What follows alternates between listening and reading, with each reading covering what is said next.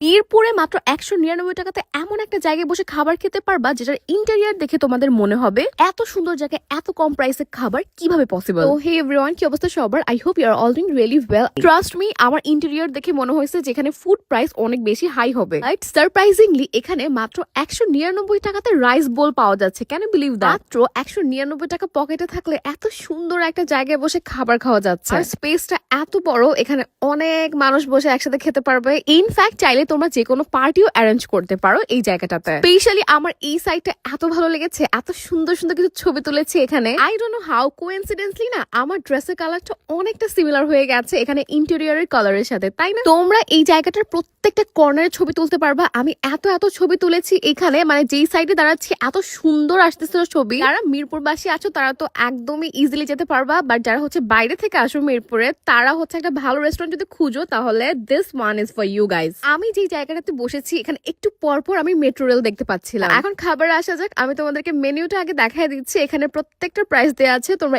Easily হচ্ছে বুঝতে পারবা কোনটার প্রাইস কত। আমি তো আজকে অনেক আইটেম ট্রাই করেছি, বাট স্পেশালি ১৯৯ টাকাতে ওরা এত সুন্দর জায়গাতে কিরকম খাবার দিচ্ছে এইটা আমার জানার আগ্রহ বেশি ছিল। যাই হোক, আমি এখন প্রথমে নাগা উইংস দিয়ে আমার খাবারটা স্টার্ট করতেছি। এটা কিন্তু প্রচন্ড ঝাল। আমার বর তো এক বাইট খেয়ে পরে খেতে পারছিল না, বাট যেহেতু আমি অনেক বেশি স্পাইসি পছন্দ করি এই জন্য আমি এটা খুবই এনজয় করেছি। এখন আসা যাক ১৯৯ টাকার রাইস বলে। আমি কিন্তু ৩টা রাইস বোল নিয়েছি। এটা হচ্ছে ফার্স্ট ওয়ান। এখানে রাইসের সাথে ক্রিসপি চিকেন আর কোলস্লো পাবা। আর ফ্রাইড চিকেনের মধ্যে এরকম ক্রিসপি চিকেন অনেক বেশি ফেভারিট। আর ডেফিনেটলি তোমরা যদি এটা ট্রাই করো তোমাদের অনেক ভালো লাগবে। এই রাইস বোলটার নাম কিন্তু জাপানিজ রাইস বোল, আর এটার প্রাইসও 199 টাকা। এটাতে চিকেনের পরিমাণ একদম পারফেক্ট ছিল, আর যে পরিমাণে রাইস দেয় আর কি তোমার পেট পুরো ভরে যাবে। যে আমি রাইস বোলটা ট্রাই করেছি সেটা হচ্ছে কাটসু রাইস বোল। তোমরা অনেকগুলো ফ্রেন্ড একসাথে আসলে এক একজন এক একটা রাইস বোল নিও, তাহলে সবগুলো আসলে একসাথে টেস্ট করতে পারবা। রাইসের তুলনায় রাইস বোল গুলো অসম্ভব মজার ছিল। এখন আমি সেট মেনু ট্রাই করবো ওনাদের, কিন্তু অলরেডি ওনাদের রাইসটা ট্রাই করেছি যেটা খুব ভালো খেতে। তো আমি এই সেট মেনুর প্রথমে হচ্ছে চিকেনটা ট্রাই করতেছিলাম। এই গ্রিন চাটনিটা দিয়ে ফ্রাইড রাইসটা খেতে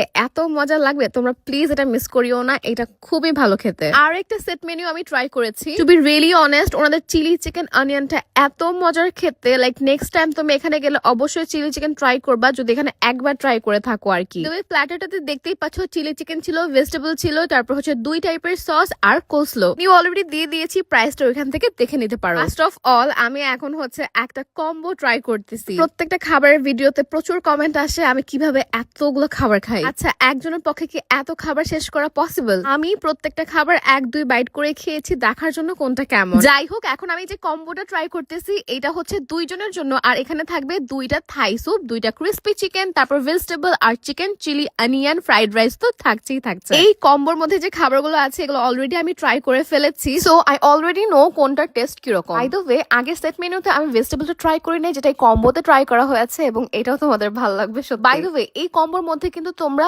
অন্থন পেয়ে যাবা, যেটা তোমরা থাই স্যুপ দিয়ে খেতে পারো। আমার তো থাই স্যুপ দিয়ে একদম অন্থন চুবিয়ে খেতে খুবই মজা লাগে। অলরেডি আমি অনেক খেয়ে ফেলছি অল্প অল্প করেই। যাই হোক, এই কম্বোর মধ্যে কিন্তু কোল্ড ড্রিঙ্কসও ছিল। লাস্টলি একটা কথাই বলবো, তোমরা যদি এটা ভিজিট করো, you guys gonna love this place.